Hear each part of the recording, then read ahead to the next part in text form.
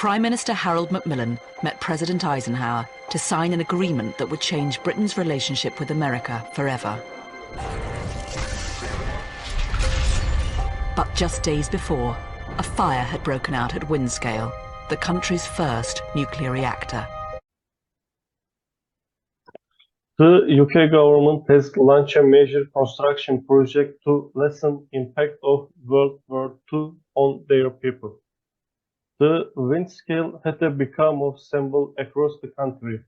The project started in 1947, and in a short period of 3 years, the first pile started to work. Nearly 4,000 tons of graphite used to build 2 reactors. Approximately 5,000 workers were employed at the construction site. It was built on very large reinforced concentrate slab to prevent building from slipping. As it's an air-cooled reactor, a 400 feet tall cooling tower was built. As you can see in the video, why it's called pile instead of reactor? What's pile in people used to call it that before in 1950s, because reactors made from large block of graphite and uranium blocks. So it's colonial term. In reactor design, the core efficiently a graphite cylinder 15 meter diameter and 8 meter long with axis horizontal. The moderator is 1900 tons of graphite and 3444 fuel channel, as you can see, and 909 isotopes channel. The fuel load was 108 tons of uranium. It's about 72,000 cathedrates. It's mean cartouche. The different from uranium fuel rods. With thermal power is 180 megawatts and maximum uranium temperature of 395 degrees Celsius. Because it's metallic uranium,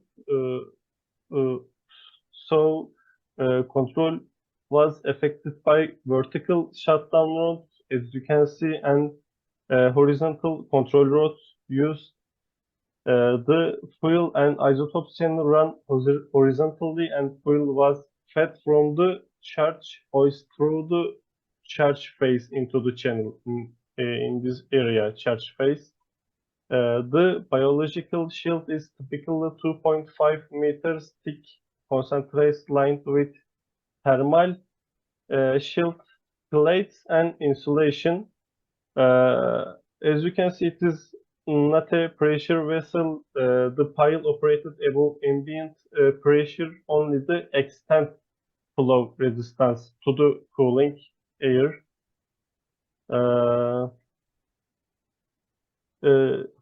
Used fuel was expelled from discharge phase. Here discharge phase. Here charge phase. Discharge phase fell into the water field duct into the skip for transport channel. Here, the pile was cooled by air fed from 2 blower houses through the air duct to charge phase. Exhaust air is taken by duct into chimney with filters at the top. The main reason why government choose the air-cooled reactors is because UK does not have a large area of land away from people, and they think if there is a loss of coolant accident occurs in the water cooling system, they will not be able to cooling it. I am going to talk about how the accident happened. So let's start with before the accident. The accident occurred in the course of a controlled release of stored Wiener energy from the graphite. And let me tell you what Wiener energy is. When materials are irritated with high energy particles, such as neutrons, some of the atoms within the crystal lattice can be displaced from their original positions. And these displaced atoms create defects in the lattice structure, leading to an accumulation of potential energy. And the general procedure of releasing Wiener energy in Windscale has been to shut down the pile. The first thing to do, shut down the pile, to arrange the appropriate instrumentation, then to cause the pile to diverge with no coolant airflow. The purpose was to raise the graphite and uranium temperatures to release the Wiener energy. But let me tell you an important point here. This procedure has not always succeeded in annealing all the graphite in the pile. For example, in 1956, one attempt was completely unsuccessful and two others partially successful. So we cannot say that this procedure was 100% successful. And let me tell you what exactly happened during the accident. At 7 October at 1:13, the pile was shut down. According to general procedure, the main blower switched off, the shutdown fans switched off. All required measures were taken to ensure that pile was completely shut down. And the thermocouples utilized and the thermocouples that any unserviceable ones were replaced. So they were ready to release the Wiener energy. And of course, the door located at the base of chimney and the rear inspection holes on the pile roof were opened. The purpose was reduce the flow of the coolant air through the pile. And on 7 October at 7:25 p.m., the pile was made to diverge to generate nuclear heat for triggering of Wiener energy. The pile began to generate nuclear heat and the power level was gradually increased. And on 8 October at 1 a.m., the pile power level was reached 1.8 megawatts. And let me tell you a reminder here. The operation of a Wiener release is the responsibility of the pile physicist and his two deputies. And the pile control engineers operate on the instructions of the pile physicist during the Wiener releases. Well, they had just one instruction. And let me show the instruction here. This is the all instruction they have, and this is from 14th of November 1955, and you can see the temperature here. They will alert the Mr. Fair, Mr. Gaussen and Mr. Robertson if the temperatures will these values like 360 degree and 380 degree. This is just one instruction they have of releasing the Wiener energy. And let me continue. On 8 October at 9 a.m., the general tendency was for the graphite temperatures to be dropping rather than rising. They expected the higher graphite temperatures, and it seemed probable that unless more nuclear heat was applied, the release will stop. And most of the graphite temperatures rose in the manner normal in Wiener releases, as I told you. So the physicists in charge decided to boost the release with more nuclear heating. So the second nuclear heating was on the way. And let me tell you an important point here. Second nuclear heating had been utilized during 3 previous Wiener releases. And on the 8th October at 11:05, The bottom rods were withdrawn and the pile made divergent with the object of raising the maximum uranium temperature, which at that time was 300 degree to 350 degree. So the highest uranium temperature recorded was in channel 25-27. The thermocouple reading for this channel rose by 18 degree to 380 degree in a matter of 15 minutes. And you can see the storm clouds on the Windscale #1 pile full of irradiation. And the thermocouple reading was reduced 334 degree within 10 minutes by adjustment of the control rods. And on the 8th October at 5 p.m. the nuclear heating was terminated, and the nuclear heating was maintained until that time. And on the 9th October at 9 p.m. the high temperature being recorded in channel 2053, pile physicists shut the chimney base and the inspection holes. Pile physicist wants to allow the chimney through the induce some flow of air from the pile and cool it. The effects were not considered big enough, by the way. And on 9th October at 10 p.m. the highest value of uranium temperature recorded was 340 degree. The graphite temperature reached a temperature of 405 degree. And on the 9th October again at 10:15 p.m. the fan dampers were opened to give a positive airflow throughout the reactor, and they were open for 15 minutes on this occasion, and this had a cooling effect on all graphite temperatures except one, the one that 2053 channel, where the temperature rise was merely arrested.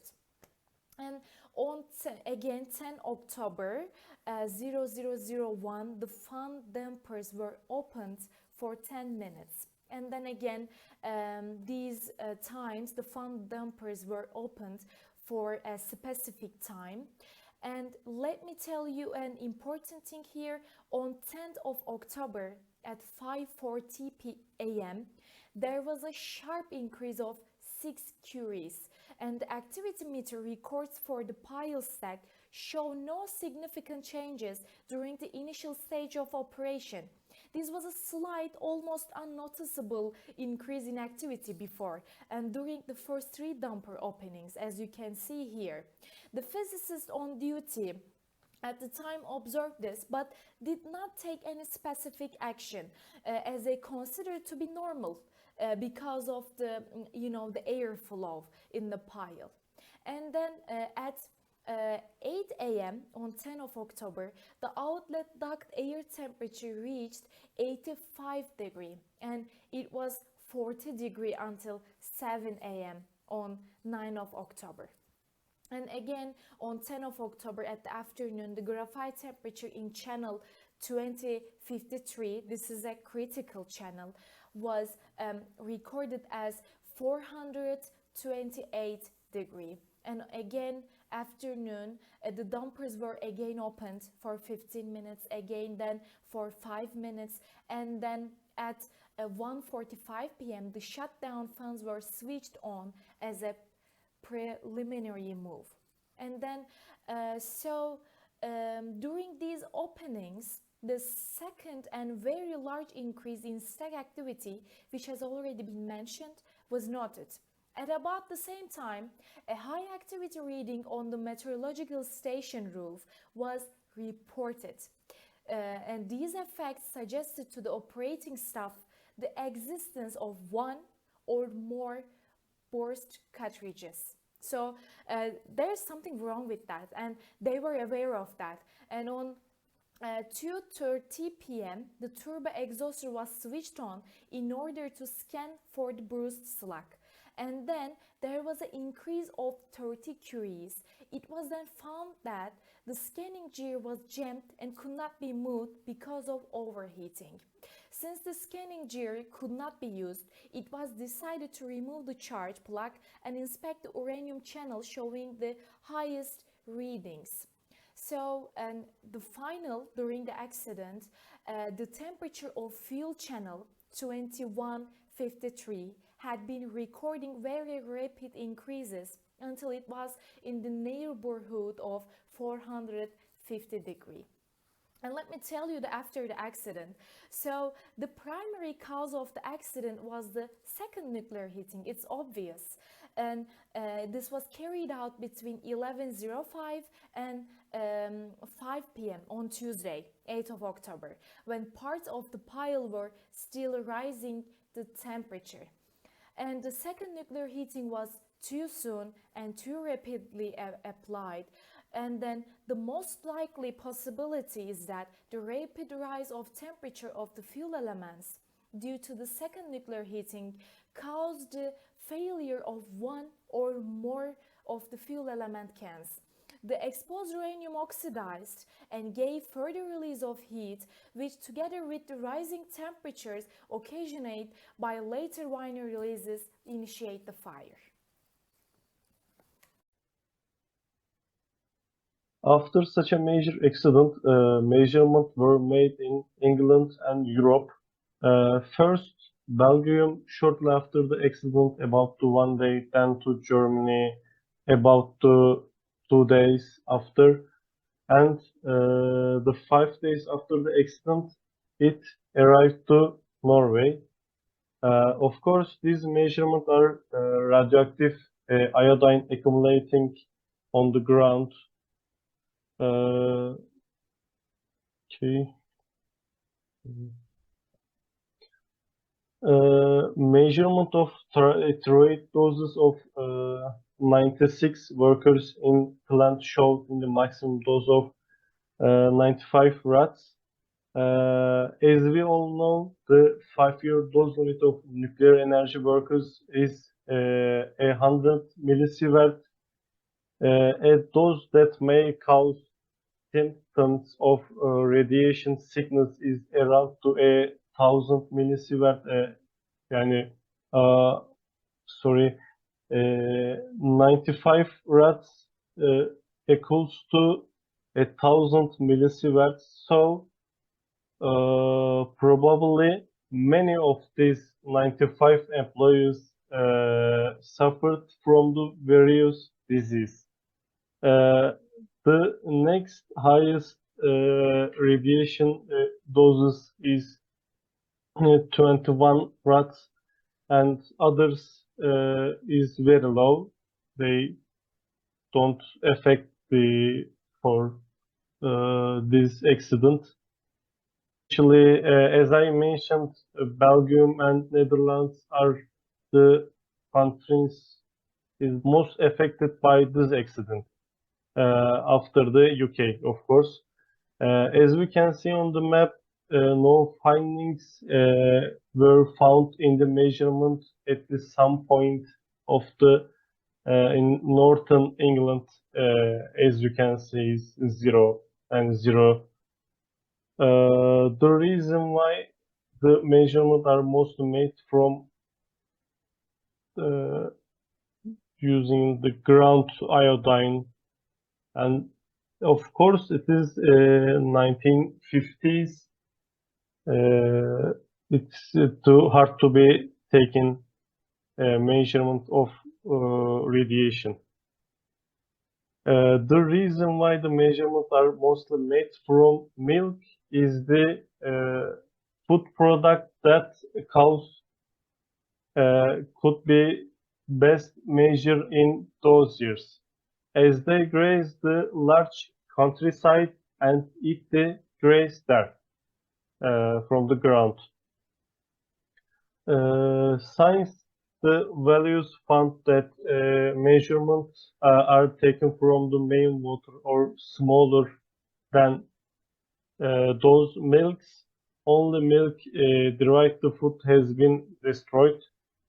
Science probability of radioiodine ingestion is much. After all this, we can compare it to other big accidents. It can be said that Chernobyl and Fukushima Daiichi will soon have much smaller impact. As we can see in the table, the wind scale is smaller, 1,000 times smaller than Chernobyl and 100 times Fukushima Daiichi. Okay. Thank you for listening to us. We wish you have a nice day.